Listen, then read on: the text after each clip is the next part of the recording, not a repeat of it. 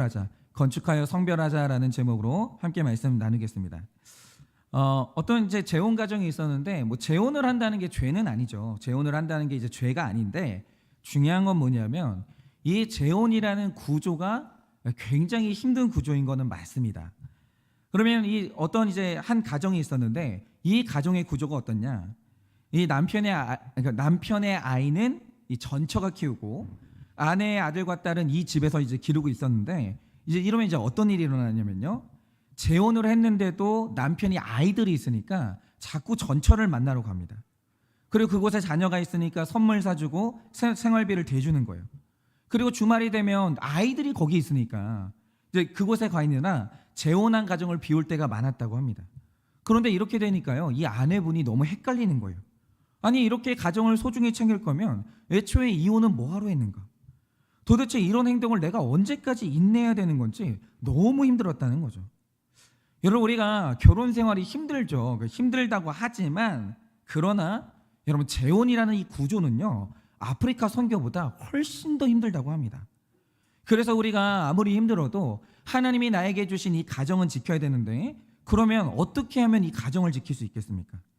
여러분, 불행한 너와 내가 만나면 불행한 우리가 되지만, 거룩한 너와 내가 만나면 이 가정을 지킬 수가 있는 거예요.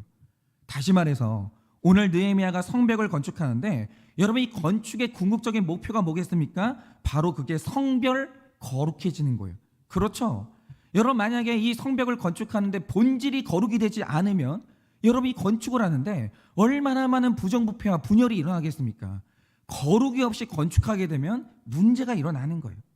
여러분, 우리 가정을 이루는 목적도 결국에는 이 거룩이 중심이 돼야 세우고 지킬 수 있다는 거죠. 그래서 오늘은 건축하여 성별한다는 게 뭔지 이것을 좀 묵상하려고 하는데요, 오늘 이 성벽을 건축하는데 38명의 이름이 올라가 있거든요. 그런데 이 이름을 오늘 하루에 다 보는 것이 아니라 두 주로 나눠가지고 보려고 하는데, 하나하나 보면서 정말 이들에게 어떤 성경적인 의미가 있는지 이것을 좀 묵상하려고 합니다. 자, 첫째로 양문을 건축해야 됩니다. 1절입니다.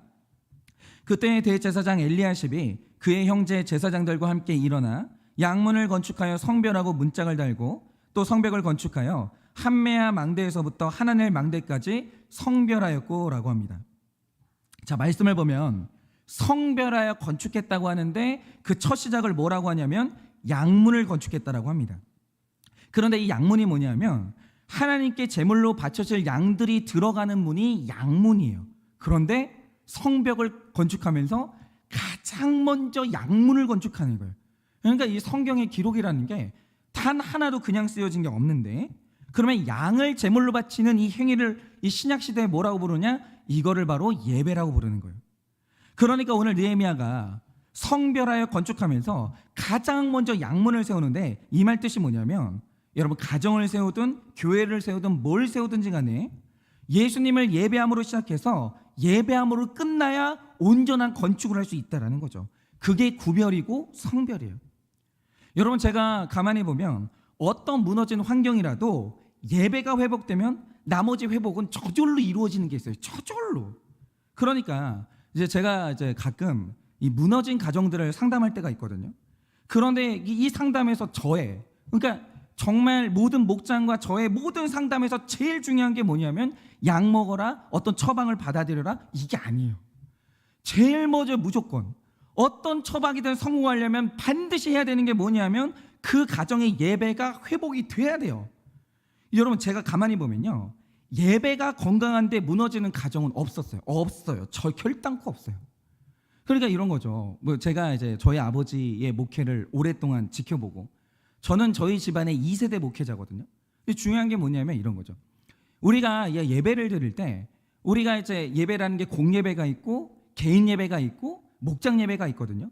그런데 저희 아버지를 딱 보면 뭐가 있냐면, 저희 아버지는 공예배 외에 다른 훈련이 없었어요. 그래서 아버지가 인도하는 공예배가 끝나면 성도님들 일주일간의 예배가 딱 끊어지는 거예요. 그러면 어떤 일이 일어나냐? 상처받죠, 유혹에 넘어지죠, 죄를 짓죠, 해결할 방법이 없어요. 그리고 일주일 뒤에 와가지고 완전히 무너진 상태로 이제 복구를 하려고 하니까 제자리 걸음을 계속 하는 거예요. 그 제 아버지가 굉장히 힘들었겠죠. 근데 지금 우리는 어떤 시스템이 돼 있냐면, 예배 드리죠, 날마다 큐티하면서 개인 예배를 드리죠. 이제 목장 예배를 해요. 어떻게 되냐면 우리도 상처받아요. 시험 듭니다. 유혹에 넘어집니다. 그런데 혼자서 예배하고 혼자 말씀 보다가 혼자 깨달아서 복구가 되는 거예요. 예배가 얼마나 중요한지 모릅니다. 그래서 예배가 무너졌는데 제대로 서 있는 가정이 있었냐? 그런 가정은 거의 없어요. 그러니까 무너지는 가정의 특징을 보면 예배가 제대로 된 가정은 한 군데도 없었어요. 다시 회복하고 싶다면 제일 먼저 해야 되는 게 뭐냐? 양문을 먼저 세워야 되는데 예배가 회복돼야 돼요. 그런데 중요한 건 이 양문을 세울 때 느헤미야가 혼자 세웠냐? 그게 아니라 대제사장 엘리야십이 형제 제사장들과 함께 세웠다고 했어요. 여러분 다시 말해 예배라는 것은요 혼자 하는 게 아니에요. 이것을 이끌어주는 지체와 제사장이 반드시 필요한 겁니다. 제가 계속해서 말씀드리지만 세상에서 제일 안 좋은 구조가 뭐냐면 혼자인 거예요. 혼자인 구조는 에덴 동산에서도 안 좋았어요. 여러분 에덴 동산이 부족한 게 뭐 있습니까? 없죠. 근데 중요한 게 뭐냐? 아담이 혼자일 때 독처하는 게 좋지 않았어요. 이 세상에서 제일 나쁜 구조가 뭐냐면 그 외톨이인 거, 외톨이. 혼자 결정하고 혼자 생각하고 혼자 다 할 때 그것은 반드시 죄로 연결돼요. 여러분 거룩의 영역에서 혼자 세우는 건 없는 거예요. 그건 하나님 뜻이 아닙니다. 여러분의 거룩이라는 것은 어마어마한 이 영적인 에너지가 들어가기 때문에 공동체가 함께 있어야 세워질 수 있는 거예요. 그 중에서도 특별히 목사도 성도님들이 있어야 되지만 성도님들도 리더가 있어야 돼요. 목사가 있어야 되는 거예요. 그리고 그래서 우리 교회는 뭐 이런 거죠. 여러분 교회가 만약에 성장하고 커지면 목사는 절대로 성도님들을 다 못 만나요. 그러면 그 리더십을 어떻게 해야 되느냐? 계속 권한을 위임하면서 우리 목자님들하고 파트너를 이루어가지고 계속 하는 거죠. 그래서 성도님들이 내 인생에 너무나 건강한 목회자를 만나야 인생의 방황을 끝내고 예배를 회복할 수가 있는 거예요. 그리고 특별히 오늘은 이게 중요한데요. 영적 질서상 한 가족이 구원받는 데 있어서 아버지의 역할은 너무너무 중요해요.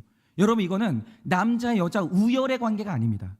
하나님이 분명히 말씀하신 바 어떤 가정의 제사장은 분명히 아버지로 정했어요. 그거는 우열이 아니고요 질서예요. 여러분 왜 태양은 태양이고 왜 달이 달입니까?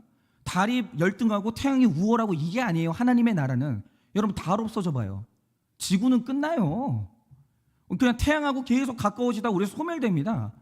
태양이 없어져 봐요. 어떻게 되겠습니까? 우리 전부 다 그냥 얼어 죽는 거예요. 달도 소중하고 태양도 소중하지만 이거 그냥 질서예요. 마찬가지로 오늘 어머니가 중요하죠. 그런데 가정은요 하나님이 아버지를 제사장으로 세웠어요. 그래서 아버지의 예배가 무너졌는데 이 가정이 거룩하게 성별될 수 있냐라고 하면 그거는 불가능해요. 아버지가 마음껏 죄짓고 아버지가 영적으로 무너져 있는데 이 가정이 영적으로 세워질 수 있다? 죄송한데 그거 불가능합니다. 그러나 어떤 아버지든지 아버지가 신앙 안에 든든히 서 있으면 그 가정의 구원은요 걱정할 필요가 없어요. 걱정할 필요가. 저절로 가는 게 있다라는 거죠. 그러니까 느헤미야가 양문을 건설하면서 제일 먼저 대제사장 엘리야십을 깨웠는데 이 말 뜻이 뭐냐면 느헤미야가 성벽을 세우면서 아버지들을 흔들어 깨운 거예요. 정신 차리라고. 여러분 정말 이 악하고 음란한 시대에 남자들은 무조건 예배가 회복이 돼야 돼요. 그러니까 제가 이 남자분들하고 제가 이제 훈련을 하다 보면 남자분들이 실토하는 게 있어요. 그게 뭐냐면 여러분 지금 우리의 직장은요 엄청나게 음란해요. 엄청나게. 그러니까 어저께도 이제 한 분이 이제 얘기해 주신 게 뭐냐면 결혼이 10년 차가 지난 사람들 중에서 직장에 가면 그렇게 유혹에 시달린다는 거예요. 그러니까 오피스 와이프가 그렇게 많아요. 그런 사람들이. 근데 생각을 해보세요. 남자가 바람을 피워요. 이 말 뜻이 뭐겠습니까? 상대 여자가 있다는 뜻이에요. 여러분 이거는 그냥 몇몇 사람들 얘기지 천만의 말씀입니다. 여러분 이 세대가 얼마나 악하고 음란하냐면 애인이 있는 게 상식이에요. 없는 게 이상한 거예요. 그거를 부끄럽지도 않게 정당화를 하고 있는 거예요. 여러분 그런데 제가 이번 주에 들은 얘기가 뭐냐면 이런 거였어요. 우리 이제 목자님이 이제 아내분이 있는데 아내분이 그거예요. 지금 이제 목자 역할을 처음 하시니까 우리 남편 목자님이 일주일 내내 그 설교문 들고 씨름을 하는 거예요. 그러니까 제가 이 설교문을 하면은 이게 한 20페이지 정도 되거든요. 그럼 이제 그거를 다 듣고 우리 남자 목사님이 10페이지로 축소해요. 그럼 10페이지를 다 나누겠습니까? 아니죠. 그걸 5페이지로 또 축소해요. 그거 5페이지 나눕니까? 아니요. 그걸 또 2페이지로 축소해요. 이거 걸리는데 일주일인 거예요. 그러니까 옆에서 아내분이 그걸 보고 있는데 너무 안쓰러운데 중요한 사실이 뭐냐? 이 남편이 영적인 일로 바쁘니까 그게 너무 안전한 거예요. 다른 건 안 하는 거예요. 계속 말씀 보고 있으니까 그게 되게 안쓰럽고 힘들어 보이기는 하는데, 그런데 그만큼 내 남편이 건강해지는 거예요. 여러분, 그런 거죠. 예배 때문에 바쁘고 예배 때문에 매여 있다? 여러분, 그런 사람이 음란할 수는 없는 거예요. 넘어질 수는 있죠. 그러나 중요한 것은 뭐냐면 그 위험성이 확 줄어드는 거예요. 여러분, 그런데 오늘 말씀에서 양문, 다시 말해 예배가 회복되니까 2, 3절에 저절로 기록되는 게 뭡니까? 양문이 회복되니까 건축했다는 말이 자동으로 나와요. 여러분, 인생은 이게 원리예요. 여러분, 예배가 무너지니까 나머지 것들이 차차차차 무너지는 것이지, 한 사람이 공예배 뜨겁게 드리고 큐티로 개인 예배 잘 드리고 목장 예배 잘 드리면요, 거룩 때문에 바쁘거든요. 여러분, 우리가 바쁜 이유가 일만 하면서 바쁜 사람 없어요. 일도 하고 이것도 하고 저것도 하려고 하니까 바쁜 거예요. 그런데 사람이 예배 때문에 바쁘다, 여러분, 그러면 저절로 건축되는 게 있는 거예요. 저절로. 그런데 재미있는 것은 2절을 보세요. 오늘 이제 여리고 사람들이 건축했다고 하는데 여리고가 굉장히 예루살렘에서 멀거든요. 근데 보세요. 예배가 회복되니까 거리는 상관이 없어지는 거예요. 그러니까 저는 확실히 정했는데, 그게 뭐냐면 옛날에는 교회가 가까운 게 최고라고 말했거든요. 절대 아닙니다. 여러분, 교회는요, 예배가 살아있는 게 정답이지 가까운 게 정답이 아니에요. 예배가 살아있는 곳을 가는 게 정답인 겁니다. 멀어도 말씀이 있고 예배가 살아있는 곳으로 가셔야 되는 거예요. 또 그 다음은 이므리의 아들 삭굴이 건축했다고 하는데, 이므리라는 말의 뜻이 뭐냐면 말이 많다, 그 뜻이거든요. 근데 말이 많다는 뜻이 뭐냐면 사연이 많다, 그 뜻이에요. 그러니까 내 인생에 사연이 많으니까 얼마나 할 말이 많겠어요. 그런데 여러분, 우리 중에 사연이 없는 사람이 어디 있습니까? 여러분, 만약에 어떤 사람의 인생을 딱 이렇게 쫙 풀면요, 소설한 거는 다 나와요. 모든 사람이 다 그렇습니다. 그런데 이렇게 사연 많은 사람의 예배가 회복되면 그 아들 삭굴은 기억한다는 뜻인데, 사연 많은 사람의 예배가 회복되면 그 자녀를 하나님이 저절로 세워주시고 기억해 주시는 거예요. 여러분, 예배는 중요해요. 예배는, 잘 들으세요, 예배 때문에 바빠야 돼요. 예배 때문에 여유가 없어야 돼요. 여러분, 그러면 저절로 세워지는 게 있는 거예요. 다른 것 때문에 바쁘면 그 틈으로 악한 것들이 들어오는 겁니다. 적용 질문 드려볼게요. 나의 사건을 예수님으로 시작해서 예수님으로 끝내며 구원의 사건으로 해석하고 있으십니까? 나의 사건을 예수님으로 시작해서 예수님으로 끝내며 구원의 사건으로 해석하고 있으십니까? 예배에 목숨을 거는 사모함이 있습니까? 예배에 목숨을 거는 사모함이 있으십니까? 큐티 예배로 하루를 시작하고 끝내고 있으십니까? 큐티 예배로 하루를 시작하고 끝내고 있으십니까? 큐티 한다는 게 아침에만 하는 건 정답은 아닙니다. 그러나 중요한 건 큐티를 하시냐 이거예요. 날마다 하시냐 이거죠. 이게 중요합니다. 둘째로 3절을 보면 이제 어문이 건축됐다고 하는데, 이 어문의 뜻이 뭐냐면 어는 말 그대로 물고기예요. 그런데 재미있지 않습니까? 문 이름을 어문이라고 지은 거예요. 근데 이게 왜 그러냐, 신약으로 넘으면 예수님의 명령을 보면 우리를 보고 사람 낚는 어부가 되라고 하셨거든요. 그러니까 예수님이 사람을, 구원받아야 될 영혼을 물고기로 칭하신 적이 있습니다. 그러니까 이 말씀에 순종해서 우리가 한 영혼, 물고기를 예배 가운데로 데려오는 것은 너무나 좋은 일이에요. 그런데 거기서 끝나는 게 아니라 그 한 영혼이 전도를 받아서 교회 안으로 들어왔으면 어문에 들보를 얹고 문짝을 달고 자물쇠와 빗장을 갖춰서 잠가야 돼요. 그래야 어렵게 예배에 참석한 영혼들이 세상으로 흘러 떠내려가지를 않는 거예요. 여러분, 그런데 이 교회가 문이 고장 나가지고 완전히 모든 게 활짝 열려 있으면 어렵게 온 영혼들이 세상으로 흘러 떠내려가는 거예요. 저는 이 문짝과 자물쇠와 빗장을 목장이라고 생각하는데 누구나 예배에 참석할 수 있습니다.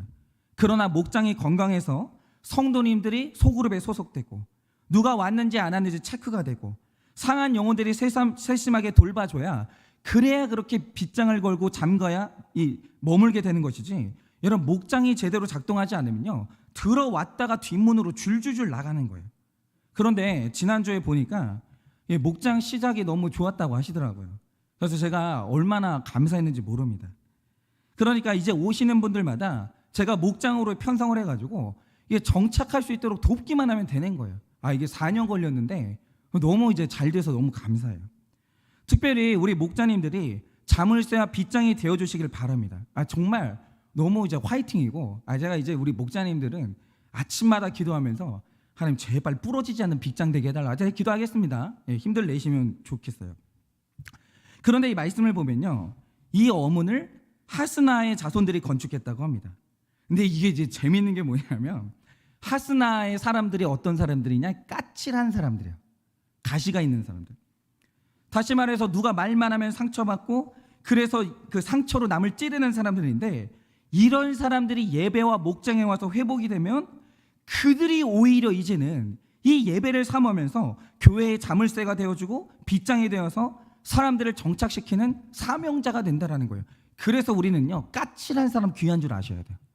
그런 분들이 있어요. 막 목자가 얘기하면 막 그냥 말이 되냐고, 막 목사가 얘기하면 말이 되냐고 막 이러신 분들이 있는데, 그분들이 귀한 분들이에요. 말이 되냐 이러다가 말씀이 들려가지고 말이 되잖아요. 그 말씀에 목숨을 거는 거예요. 그래서 까칠한 분들 예뻐해 줘야 돼요. 그래서 사실 우리 중에 고슴도치처럼 뾰족한 분들이 있거든요. 분명히 있어요. 그냥 우리가 가정에서 이제 말이, 어머니 아버지의 말이 예쁘지 않았던 분들은 가슴은 안 그런데 나도 모르게 말이 그렇게 나오는 분들이 있어요. 놀고 있네 막 이러면서 말이 안 예쁜 분들이 있다라는 거죠. 그러나 우리 교회 말씀이 살아있고 예배가 살아있으면 그거 걱정 없어요. 여러분, 사람이 사람을 변화시키는 게 아니라 말씀이 이 까칠한 분들을 변화시켜서 교회에 일으켜 세우는 일꾼으로 쓰시는 거예요. 오늘 하스나의 자손들이 그랬다라는 거죠. 그 까칠한 사람들이 오늘 함께 달려들어가지고 교회의 성벽을 세우는 거예요. 그리고 4절을 보면 이렇게 기록되어 있습니다.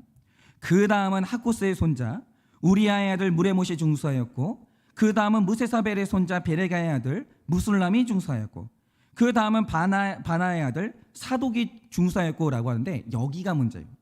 그러니까 교회는 이런 거죠. 예배가 회복된 사람도 있고, 이제 까칠했으나 변화돼가지고 이제 교회를 너무 사랑하는 사람들도 있거든요. 그런데 이제 오늘 이 말씀에 등장하는 사람들이 누구냐? 지금 어문에서 옛문까지 성벽을 여러 사람들이 중수하고 있는데, 여기에서 한번 딱 걸리면서 위기가 와요. 그게 뭐냐? 말씀에서 우리아는 아하스 때의 제사장인데 이 사람이 신실한 제사장이 아니었어요. 근데 신실하지 않다는 말이 뭐냐면, 여러분, 제사장의 책무는 내려올 수 있어야 돼요. 제사장은 권위가 있는 사람인데, 질서상 높은 사람인데, 이 사람이 신실하려면 때가 되면 내려올 줄 알아야 돼요. 겸손할 줄 알아야 돼요. 근데 이 사람의 문제가 뭐냐면, 높은 질서는 누리는데 낮아질 줄 모르는 거예요. 그런 사람이었고, 그 다음에 이제 그 사독도 제사장과 똑같은 이름의 사람이거든요. 그러니까 이 제사장처럼 질서상 높은 데 있는 사람들의 문제가 뭐냐면, 하찮은 거 하기를 그렇게 싫어요. 그냥 양문에서 예배나 드리지, 자꾸 봉사시키냐고, 왜 자꾸 사람 귀찮게 만드냐고 불평할 수 있는 거예요. 그런데 너무 감사한 게 뭐냐면, 이 제사장들이 겨우겨우 낮은 데로 내려와서 어렵게 하찮은 일, 성벽 공사하고 있는 거예요. 성벽 공사. 그런데 문제는 역시나 5절에서 귀족들이 나오는데, 너무나 귀한 이분들은 성벽 공사를 분담하지 않는 거예요. 여러분, 이게 문제인데, 제가 목회자 자녀로 살면서 교회에서 주시는 밥을 열심히 먹었죠. 그리고 사역자로 살면서 여러 교회를 섬겨봤잖아요.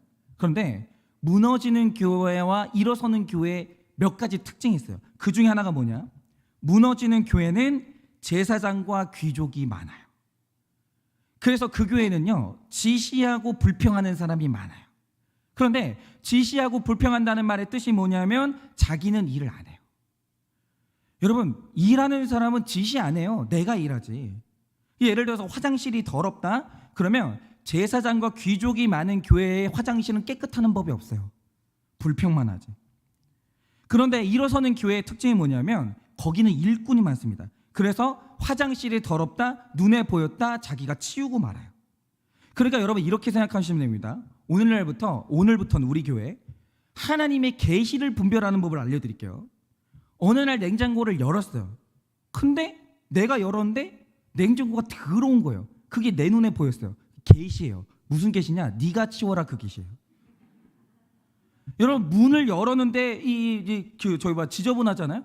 갑자기 있잖아요, 목자님을 찾는 거예요. 목자님, 우리 교회 이렇게 이 냉장고가 이게 뭐냐고, 이 교회는 치우는 사람도 없냐고, 더러워서 못 다니겠다고. 여러분, 이거는 귀족의 언어고요. 오늘부터 계시의 사람은 뭐냐면 더러운 게 보였다, 그 계시예요. 네가 치워라. 여러분, 가정도 마찬가지입니다. 집에 딱 들어왔는데 신발이 어지러워요. 근데 신발이 이렇게 어질러펴져 있는데 아무도 안 치우는 거예요. 이 말 뜻이 뭐냐면 신발이 어질러펴져 있는 게 아내도 안 보이고 애들도 안 보이는 거예요. 근데 그게 내 눈에 보인다는 거죠. 이 말 뜻이 뭐겠습니까? 계시가 임한 거예요. 네가 치워라. 그러니까 네가 치우면 되는, 죄송해요, 여러분들한테 한 말이 아닙니다. 그 사람이 치우면 되는 거예요. 그러니까 이거죠. 지시하지 마세요. 불평하지 마세요. 여러분, 가정도 일꾼이 많아야 일어서는 것이지. 제가 이 아내들이 힘든 걸 들을 때 제일 힘들어하는 게 뭔지 아십니까? 남자들이요, 애가 예를 들어서 이제 공부를 안 해요. 그러면 왔으면 아버지의 역할을 하시는가, 같이 고민을 해주는가, 그래야 될 거 아니에요. 남편이 딱 와요. 얼마나 귀족인지 와가지고 불평하고 지시하는 거예요. 애가 성적이 이게 뭔가? 학원은 보냈나? 애하고 몇 시간 놀아주고 있나? 그러니까 본인은 아무것도 안 하면서 지시하고 불평하는 거예요. 이때 무너지는 거야, 아내들이. 아내들도 마찬가지죠. 이 남편들이 밖에서 힘들어가지고 막 고군분투하면서 열심히 애를 써가지고 벌어오는데 약간 벌이가 적을 수 있죠. 불평하고 지시하는 거예요. 월급이 쥐꼬리만한 게 뭔가? 당신은 일을 하는 건가 안 하는 건가? 여러분, 어떤 가정이든 불평하고 지시하는 사람이 많으면 살 수가 없는 거예요. 교회요? 불평하고 지시하는 사람 많으면요, 할 수가 없는 거예요. 여러분, 교회 화장실이 왜 바뀌었겠습니까? 의자가 왜 바뀌었겠습니까? 감사한 게 뭐냐면 우리 교회에 지시하고 불평하는 사람이 몇 명 없는 거예요. 불평한 게 보이면 바꾸려는 사람이 있고 바꾸려는 일꾼이 많은 거예요. 그래서 제가 감사한 거예요. 여러분, 오늘부터 교회에 부족한 게 눈에 보이시거든 계시를 받았다고 생각하세요. 나보고 하라는 거구나. 예. 불평하고 지시하는 귀족의 언어는 이제 웬만하면 쓰지 마세요. 목장에서도 부족한 게 보이잖아요. 지시하고 불평하지 마세요. 내가 하세요. 그럼 좋은 목장 되는 거예요. 그렇죠? 여러분, 계시의 사람 되십시오. 귀족 되지 마시고. 적용 질문 드려볼게요. 복음으로 사람 낚는 어부가 되어 전도에 힘쓰고 있으십니까? 복음으로 사람 낚는 어부가 되어 전도에 힘쓰고 있으십니까? 전도한 사람이 잘 정착되도록 양육하고 중보하며 믿음을 중수하십니까? 전도한 사람이 잘 정착하도록 양육하고 중보하며 믿음을 중수하십니까? 그리고 오늘은 목장에서 특별히 요거 좀 나눠보세요. 여러분은 귀족이세요? 일꾼이세요? 가정에서 여러분은 귀족이세요? 일꾼이세요? 교회에서 귀족이세요? 일꾼이세요? 예? 그거 한번 좀 나눠보세요. 예. 예, 나눠보시면 좋을 것 같아요. 제가 이 말씀 준비하다 회개 많이 했습니다. 제가 우리 아내를 가만히 보니까 제가 귀족이더라고요. 지시하고 불평하고. 방금 아내가 고개를 끄덕였는데 좀 자기는 자기 죄 못 보고 하여튼 뭐 본인은 일꾼인 줄 알아요. 제가 하고 싶은 말은 많은데 공예배 시간이라 입을 다뭅니다. 저희 금요일날 우리 목장은 제 얘기 좀 들어주세요. 하여튼 하고 싶은 말은 많고 어쨌든 여러분은 귀족이세요? 일꾼이세요? 한번 오늘 나눠보시면 좋겠습니다. 셋째로 옌문을 세워야 됩니다. 6절입니다. 옌문은 바사의 아들 요야다와 보소디아의 아들 무슬람이 중수하여 그 들보를 얻고 문장을 열고 자물쇠와 빗장을 갖추었고 라고 하는데요. 여러분 제가 이제 어느 교회나 어느 시대나 세대는 가요. 그리고 우리 이한구 목사님께서 열심히 목회하시다가 이제 때가 돼서 리더십이 체인지가 됐죠. 그런데 우리가 신앙생활하다 보면 옛것의 존재가 뜨거운 감자가 될 수 있어요. 그러니까 이런 거죠. 옛것 중에 진짜 소중한 게 있어요. 절대로 버리면 안 되는, 그러니까 주님 오시는 날까지 지켜야 될 것들이 있거든요. 반면에 옛것에 대한 옛것 중에 버려야 될 게 있는 거예요. 그러니까 이 옛것에 대한 태도, 이게 아무것도 아닌 것 같은데 교회가 이 옛것에 대한 취급 때문에 걸려 넘어지고 교회 개혁이 안 될 때가 있어요. 가정을 중수하고 교회를 중수하는데 이 옛것이 이게 문제가 될 게 있다라는 거죠. 그러면 자, 교회가 가진 대표적인 옛날 고정관념들이 몇 개 있거든요. 그럼 그게 뭐겠습니까? 일단 우리가 하나하나 보도록 할 텐데 7절을 보면 이렇게 되어 있습니다. 그 다음은 기브온 사람 물레다와 메로노 사람 야돈이 각 강서쪽 총독의 관할에 속한 기브온 사람들 및 미스바 사람들과 더불어 중수하였고 라고 하는데, 오늘 말씀에 기브온 민족이 나오거든요. 이들이 어떤 민족이냐, 여호수아가 가나안 땅을 정복할 때 이스라엘의 종이 된 이방 민족이에요. 그래서 이들이 이스라엘의 종이 돼서 이스라엘 백성을 위해서 나무 패고 물 깃는 자로 살았어요. 그러니까 한때는 기브온 사람들이 이스라엘 밑에 있는 종들이었다는 거죠. 다시 말해 출신에 대한 고정관념이 있기 때문에 이 기브온 민족이 굉장히 오랜 시절 동안 무시당했을 가능성이 있어요. 그런데 오늘 이 기브온 민족은요, 고정관념을 이겨냅니다. 빈부 귀천을 이겨내고 다 같이 몰려들어가지고 성벽을 중수하는 거예요. 그러면서 느헤미야가 이루는 개혁에 동참하고 있습니다. 바로 이겁니다. 여러분 지금 이 시대에도요, 지금 21세기거든요. 그런데 요즘에도 빈부 귀천이 있다라고 믿는 사람들이 있어요. 그게 이런 거죠. 아직도 있잖아요. 몸 쓰는 사람들은 천하고 머리 쓰는 사람들은 귀하고, 그리고 뭐 이렇게 사무직은 귀하고 그 현장에 있는 사람들은 뭐 천하고. 여러분 이런 식으로 있잖아요. 아직도 귀천을 따지는 사람들이 있어요. 이게 교회 안의 진리가 아닌데 이렇게 자리 잡은 고정관념들이 있거든요. 마음속으로 있잖아요. 자꾸 나누는, 급을 나누는 거예요. 어디 네가 나랑 같은 상에서 먹나? 아니 이 사람들하고 나하고 어떻게 똑같은 자리에서 이렇게 나눔을 하고 있나? 아니 뭐가 그렇게 평등한가? 여러분 아직도 있잖아요. 위아래가 있는 사람들이 있어요.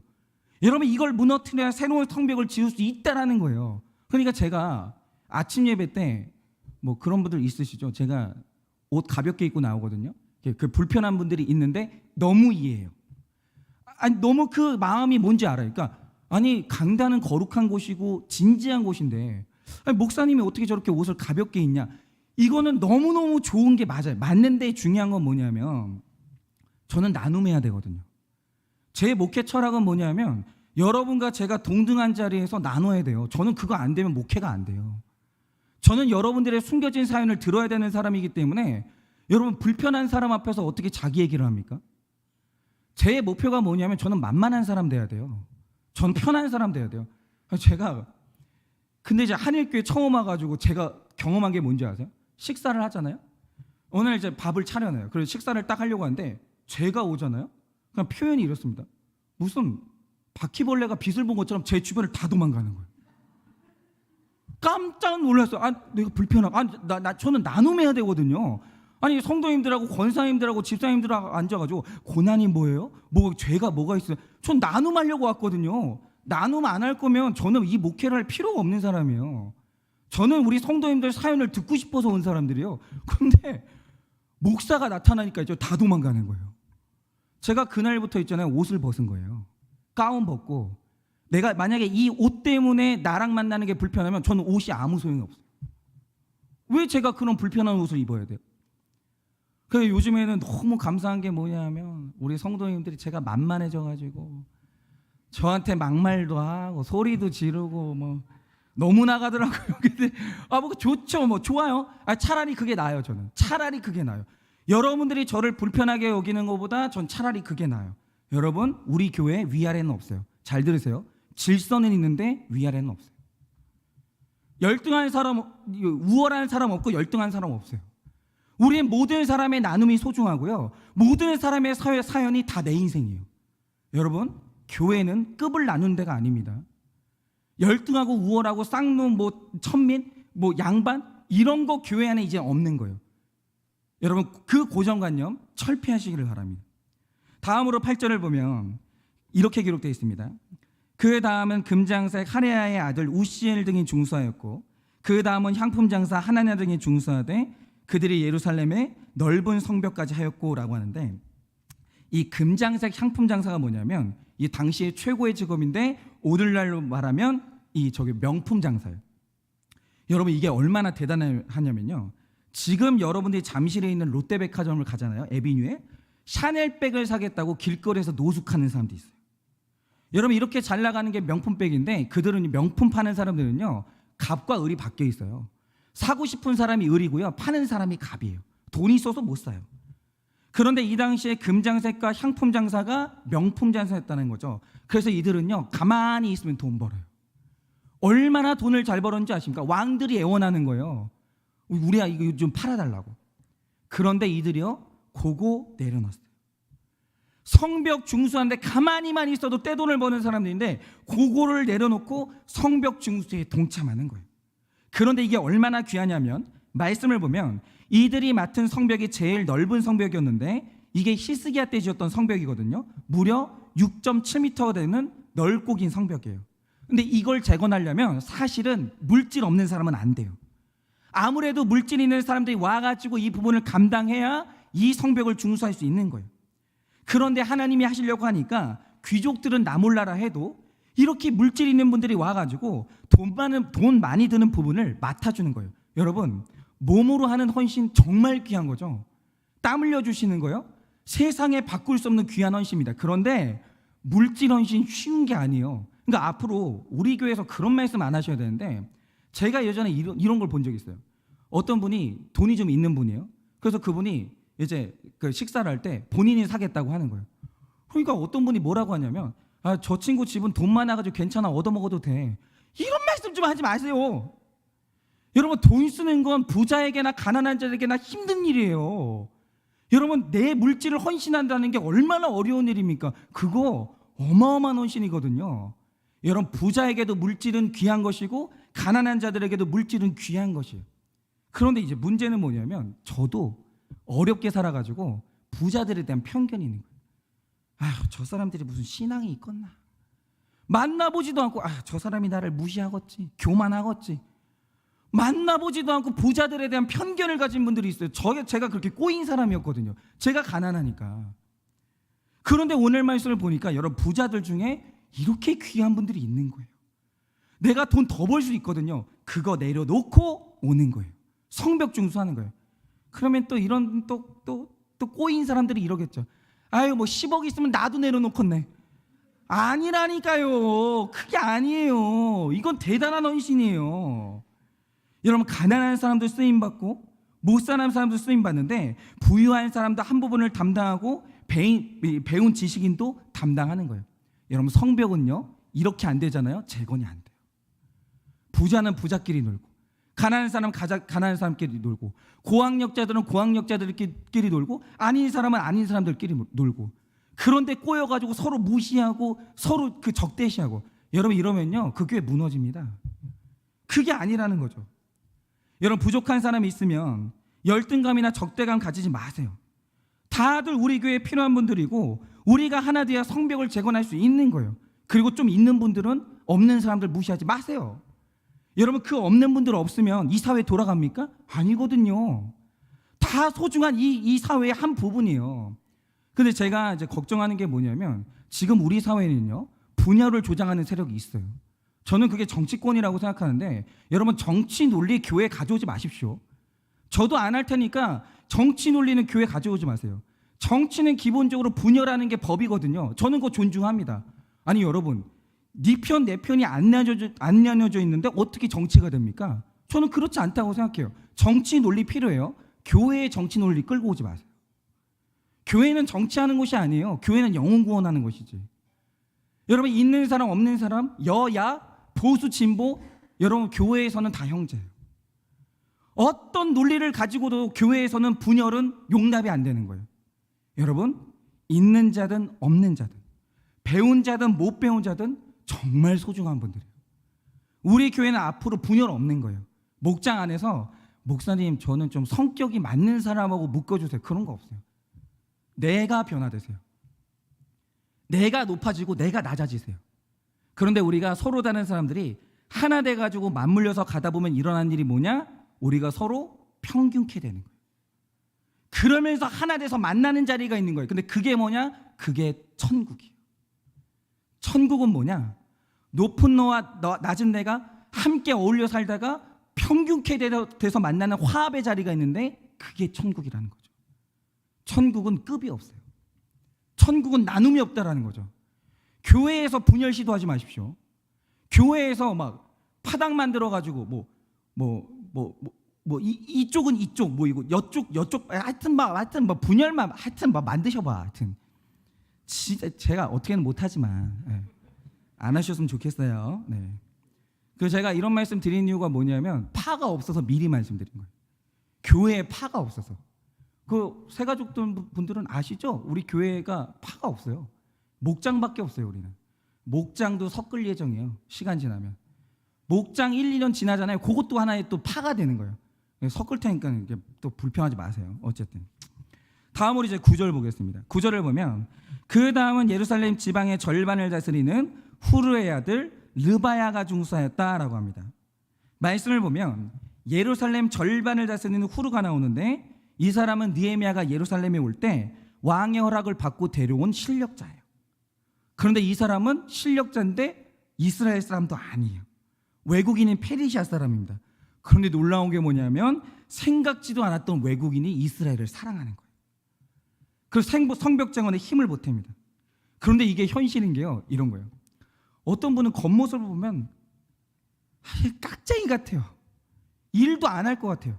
그래가지고 거절당할까 봐 무서워가지고 목장 같이 하자, 우리 헌신 같이 하자 말도 못 꺼내는 분들이 있고 또 어떤 분들 겉모습 보면 영락없는 무술이에요. 그러니까 이런 분들한테 막 얘기를 하면 편하게. 근데 의외로 뭐냐면 무술이처럼 생긴 분이 안에는 귀족이 있고 그리고 이렇게 귀족처럼 생긴 분이 안에는 무술이가 있는 분들이 있어요. 그러므로 여러분 사람 외모로 차별하지 마세요. 의외의 사람이 헌신하고 의외의 사람이 하나님 앞에 그렇게 교회를 사랑하는 거예요. 어떤 분은 안 할 것 같은데 생각지도 않은 부분에서 헌신하는 새로운 모습을 보여주는 겁니다. 그러니까 교회는 의외의 사람이 헌신을 하는데 중요한 건 뭐냐면 이 사람이요 자기 아들까지 헌신시키는 거예요. 저는 이게 신기했는데 세상에서 제일 힘든 일이 자녀를 넘어서는 일이거든요. 그래서 제가 가만히 선배 목사님들을 보면요 본인 문제는 진짜 흠잡을 데가 없어요. 완벽하게 그분들이 관리를 하는 거예요. 그런데 자녀들 문제에서 넘어지고 거기서 그분들이 뛰어넘지 못하는 분들이 많더라고요. 그런데 오늘 말씀의 후르는요 이방인이에요. 그런데 나만 헌신하는 게 아니고요 내 자녀까지 성벽 건축에 동원하면서 너 이 사람들 도와야 된다 이러는 거예요. 그러니까 여러분 이 지도층이 바로 서고 있는데 그리고 이 지도층이 자기 자녀 문제를 뛰어넘는데 성벽은 일어설 수밖에 없는 것이죠. 그러니까 제가 말하지 않아도 알아요. 우리 성도님들이 저를 보고 계시죠? 뭘 보고 있겠습니까? 저 목사가 자기 자녀 문제를 그렇게 설교했는데 자기 자식은 구속사적으로 기르자 보나 이러면서 벼르면서 지켜보는 분들 계시죠? 맞아요. 보셔야 돼요.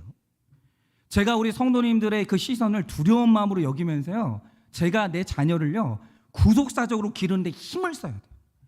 여러분 제가 제 자녀를 뛰어넘지 못하고 이 자녀의 인생에 구원의 문제를 1순위로 놓지 못하는데 누가 제 설교의 진정성을 믿어주겠어요? 그렇죠. 여러분, 제가 먼저 제 자녀를 내려놓고 말씀의 원칙으로 길러요. 그런데 그런 사람이 있으니까 성벽이 건축이 되는 거예요. 여러분, 편견 가지지 마세요. 부자도 이런 사람들도 훌륭하게 헌신하는 사람들이 있다라는 거죠. 10절입니다. 그 다음은 하루마베 아들 여다야가 자기 집과 마주대한 곳을 중수하였고 라고 하는데, 저는 사람마다 믿음의 분량이 다르다고 생각해요. 그러니까 여리고처럼 먼 곳에서 예배하는 사람도 있는 반면에 자기 집 앞에 있는 교회도 나오기 힘드신 분들이 있어요. 그러나 보세요, 우리 교회 앞으로 비난은 없어요. 그러니까 믿음의 분량이 크신 분들은 은혜를 많이 받은 거예요. 수지 맞은 거예요. 그러나 믿음의 분량이 적어서 헌신의 에너지가 적은 분들이 있어요. 그런 분들은요, 그냥 오기만 해도 귀한 것이고 붙어가기만 해도 귀한 거예요. 여러분, 모든 사람들이 믿음의 분량이 크건 작건 간에 모든 사람이 이 교회를 이루는 귀중한 사람들이에요. 우월할 것도 없고 우습게 여길 것도 없어요. 붙어만 가져도 너무너무 귀한 거라는 거죠. 그리고 10절 후반부를 보면 그 다음은 하삼리아의 아들 핫두스가 중수하였고라고 하는데, 핫두스는요, 말씀을 보시면 구체적으로 뭘 했는지 기록이 없어요. 그러니까 이 사람은요, 드러나지 않게 일하는 사람인데, 저는 하나님이 감격인 게 뭐냐면 이 사람이 뭘 해놓고, 그러니까 이런 거예요. 느헤미야가 이 38명의 성벽을 건축하는 사람들 일일이 기록하면서, 야, 너는 뭐 했냐? 너는 뭐 했냐? 물어봤거든요. 근데 이 사람은 뭐냐? 말을 안 하는 거예요. 열심히 일했거든요. 분명히 헌신했거든요. 그런데 이 사람이 말을 안 하는 거예요. 저기 느헤미야한테, 저는 죄송하지만 저는 모르셔도 된다. 저는 제가 한 일 드러내고 싶지 않다고 이러는 거예요. 이 사람이 뭘 했는지 기록은 없는데 중요한 게 뭐냐? 하나님이 기억하시는 거예요. 그래서 성전을 지은 38명의 이름에 하나님이 버젓이 이 이름을 올려주시는 거예요. 여러분, 제가 최근에 교회 리모델링 공사를 했는데 모두가 수고했죠. 진짜 감사드립니다. 그런데 사실은요, 더 크게 헌신한 분들이 있어요. 그런데 그분들이 말을 못하게 하시는 거예요. 목사님, 그냥 이거는 비밀로 했으면 좋겠다. 그런데 제가 하나 확신하는 게 뭐냐면, 여러분, 사람들은 여러분들 모르시죠? 누가 크게 헌신했는지 몰라도 돼요. 그런데 하나님은 무조건 기억해 주시는 거예요. 그리고 천국에 그 이름을 올려주시고 그 자녀 때라도 반드시 갚아주시는 거예요. 그리고 이걸 다르게 적용해 보자면, 우리가 목장을 가면요, 자기 이야기 잘 드러내고 오픈 잘하시는 분들이 있어요. 반면에 아직도 나를 드러내지 못하는 분들이 있어요. 그러나 드러내지 못해도 참석하는 것 자체가 귀한 일이에요. 그러니 언젠가 하나님이 그 이름을 드러내시고 사연을 드러낼 그 용기를 주실 것을 믿습니다. 어쨌든 잘 오픈하는 것은 너무너무 좋은 믿음이에요. 베스트예요. 그러나 오픈하지 못해도 잘 붙어만 있어도 좋은 신앙이에요. 여러분, 그렇게 이름도 없이 빛도 없이 사역 잘 해주시고요, 오픈하지 못해도 잘 붙어 계세요. 좋은 신앙입니다. 다음으로 11절을 보면 이렇게 기록되어 있습니다. 하림의 아들 말기야와 바하모압의 아들 핫습이 한 부분과 화덕 망대를 중수하였고 라고 합니다.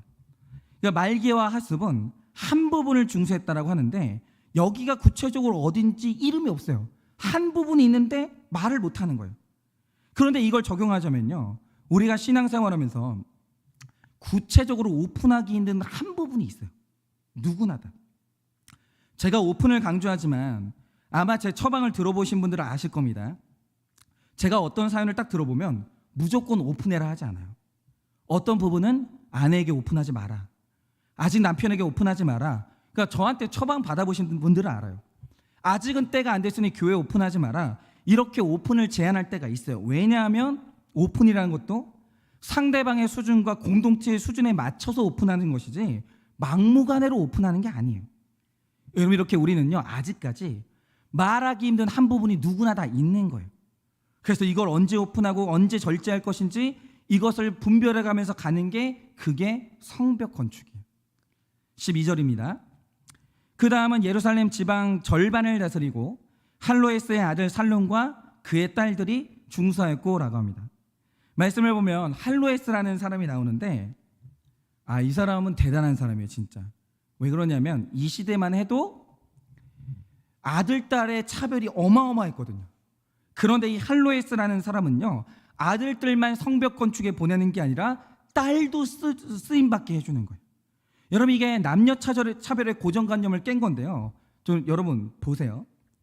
이제는 남자들이요, 교회 안에서 여성들한테 가르침 받고 여성의 리더십에 따르는 것에 대해서 고정관념을 깨셔야 돼요. 여러분, 분명히 교회 질서 있습니다. 질서는 있는데 요엘서를 보면 마지막 날에 하나님의 영을 부어주겠다는 약속이 나오는데 그 성령이 남종에게만 부어지는 게 아니에요. 여종에게 동일하게 부어집니다. 그러니 교회에 오직 남자만 리더십을 가질 수 있다고 착각하는 건 굉장한 시대착오예요. 여러분, 이건 지금 제가 시대정신을 말하는 게 아닙니다. 성경을 말하는 거예요. 여러분, 누가 말씀 깨닫고 회개했으면 회개한 사람이 여성이면 남성이 여성에게 가르침을 받는 거예요. 처방받는 거예요. 그런데 여러분, 여성에게 처방받으면 자존심 상합니까? 그런 건 없어요. 만약에 나보다 말씀을 많이 알고 있는 분이면 여성이라도 존중하고 가르침 받을 수 있는 거예요.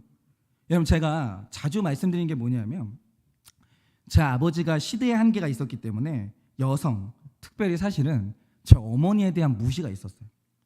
그런데 저는 2세대 목회자잖아요. 그래서 아버지의 목회를 보면서 깨달은 게 뭐냐면, 아버지가요, 어머니의 말씀을 훨씬 더 많이 존중했으면 아버지가 딱 그만큼 훨씬 훌륭한 목회를 하셨을 거예요. 그런데 여성을 통해 주시는 하나님의 말씀이 고정관념 때문에 무시되니까 저희 아버지가 딱 그만큼 손해보셨어요. 딱 그만큼. 여성을 무시했던 딱 그만큼 저희 아버지가 손해를 보셨다는 거예요. 그러니 저도 어떤 분이 말씀 깨닫고 회개한 분이면 여성이든 남성이든 할 것 없이 저는 다 들을 거예요. 그래서 모든 리더십이 중요해요. 그래서 우리가 이 사람을 외모로 차별하고 성별로 차별하지 않고 교제 나누고 묻고 목회에 잘 적용하고 우리 가정에 적용하면 하나님이 반드시 그 고정관념을 깬 이 대가로 하나님이 은혜를 주신다라는 거죠. 적용 질문 드리겠습니다. 우리 교회가 빈부귀천, 남녀노소 차별 없이 섬기는 공동체입니까? 우리 교회가 빈부귀천, 남녀노소 차별 없이 섬기는 공동체입니까? 오늘 우리 목장에서 나눔할 때 이것도 한번 좀 나눠보세요. 여러분 안에는 어떤 차별이 있으세요? 여러분 안에는 분명히 차별이 있거든요. 어떤 차별이 있으신가요? 저는 그 외모에 대한 차별이 되게 심해요. 그래서 그냥 겉모습만 보고 편견에 사로잡히는 게 좀 있는데, 이제 화요일 날 새벽 큐티 설교 시간에 좀 그건 오픈하도록 하고, 어쨌든 그 여러분은 어떤 차별이 있으십니까? 그걸 좀 한번 나눠보시면 좋을 것 같아요.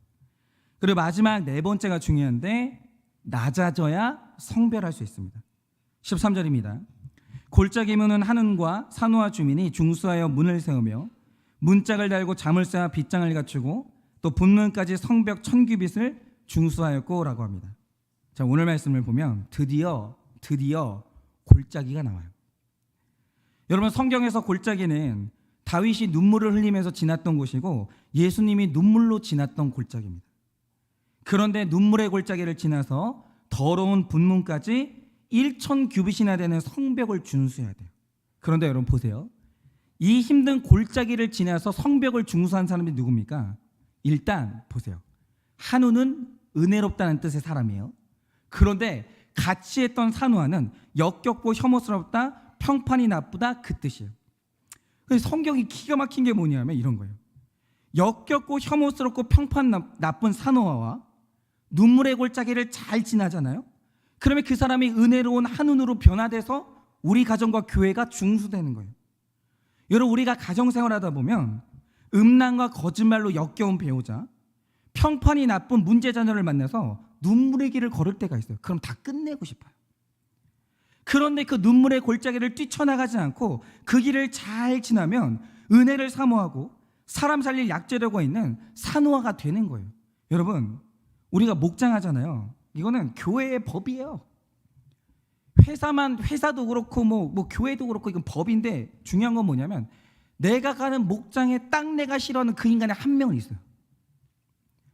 진짜 내가 딱 싫어하는 그 타입이 반드시 있어요. 제가 사역지를 가면 동역자가 누구예요? 다 목사님들이잖아요. 근데 목사님들 중에 신기한 게 뭐냐면 어느 교회를 가든지 내가 싫어하는 그 인간이 거기 꼭 있어요. 한 명은 있어요. 그런데 여러분, 그걸 뛰쳐나가지 않고 그들과 공동체로 묶여서 잘 지나면 은혜를 사모하고 사람 살리는 바로 그 사람이 되는 거예요. 여러분, 14절입니다. 분문은 베닷게렘 지방을 다스리는 레갑의 아들 말기야가 중수하여 문을 세우며 문짝을 달고 잠을 세워 비창을 갖추었고 라고 합니다. 드디어 오늘 말씀에 분문이 나와요.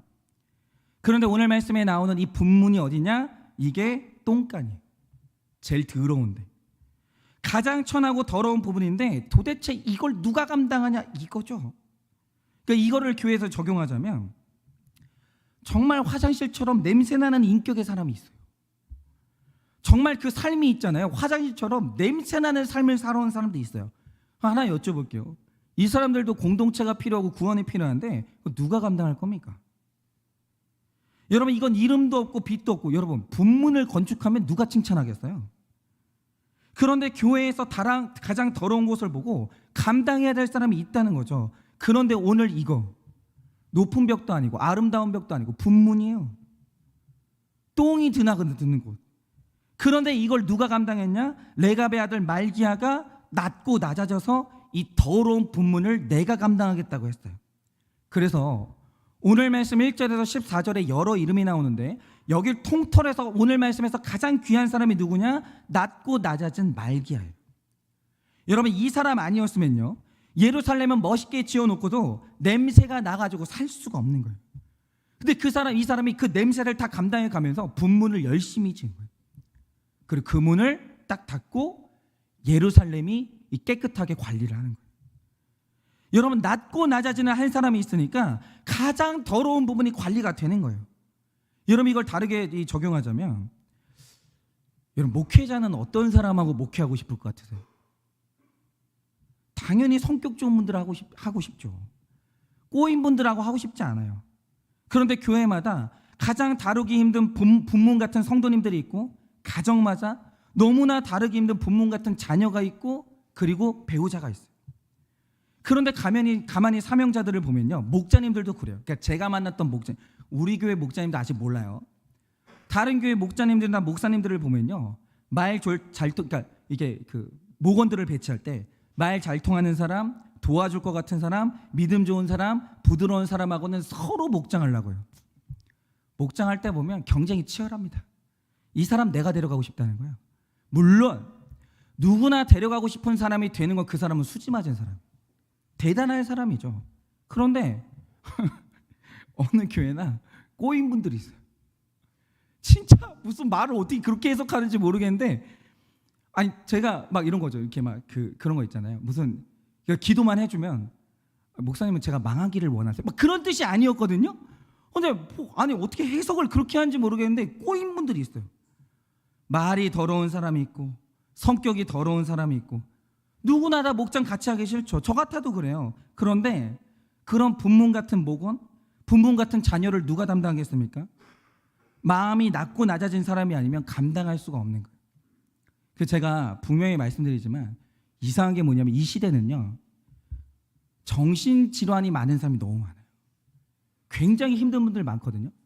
그러면 이 교회는 마지막 때에 어떤 사명을 감당해야 되냐면, 지금 그 정서적으로 고장나고 너무너무나 힘든 분들을 감당할 교회가 필요해요. 여러분도 아시죠? 왜 이 시대에 지금 금쪽 상담소 같은, 여러분 이 심리 분석하는 프로그램이 왜 이렇게 많아지겠어요? 이유가 뭐냐면 정신적으로 아픈 분들이 굉장히 많은 시대예요. 이 시대는 몸이 아픈 사람이 많지 않아요. 정신적으로 어려운 사람들 굉장히 많습니다. 조현병이 난립하고 있고요, 우울증, 조울증, 이렇게 정신분열, 굉장히 지금 힘든 시대예요. 그런데 이런 사람들 누가 감당할 겁니까? 몸이 아픈 사람들은요, 열심만 있으면 감당할 수 있어요. 정신적으로 아픈 사람들은요, 낮은 사람이면 감당을 못해요. 그러니까 이 마지막 시대는요, 어떤 교회가 자기 죄를 보고 겸손해지고 낮아졌냐?